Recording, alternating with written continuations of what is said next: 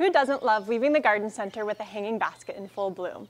However, plants left in their nursery pots through the growing season will likely have fewer flowers and dry out faster. By upgrading your plant into a decorative planter, you not only give it more room to grow, but a lot of our hanging planters also have water-saving features that will keep them happy and healthy through the growing season. So now I'm going to show you how to transplant your plant into its decorative new planter. The first thing that you're going to do is fill up a bucket or a tub jug like the one I'm using with some potting soil. And I like to moisten it so it's not quite as dusty. And then just kind of mix it up. The next thing that you'll do is add some organic flower fertilizer.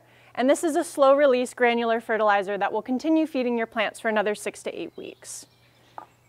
And you use a ½ cup for every 20-quart bag of potting soil.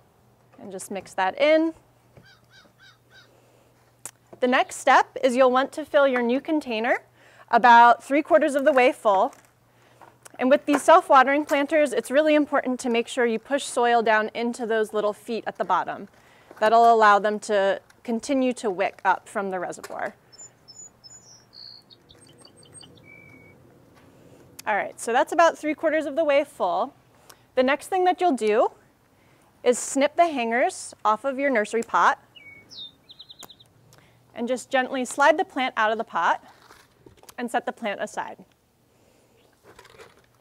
And now what you'll do is take your empty nursery container and kind of nestle it down here into the soil.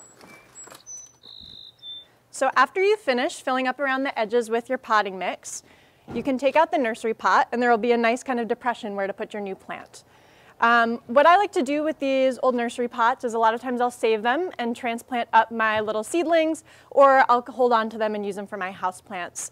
Also, a lot of nursery and garden centers will accept them for recycling programs. So the next thing you'll do is take your plant and loosen up the roots a little bit, and then kind of gently set it into that hole that you've made, and just lightly press down on the top of the soil. At this point, I like to add a little bit extra in just to make sure that the roots have good contact with the soil all the way around.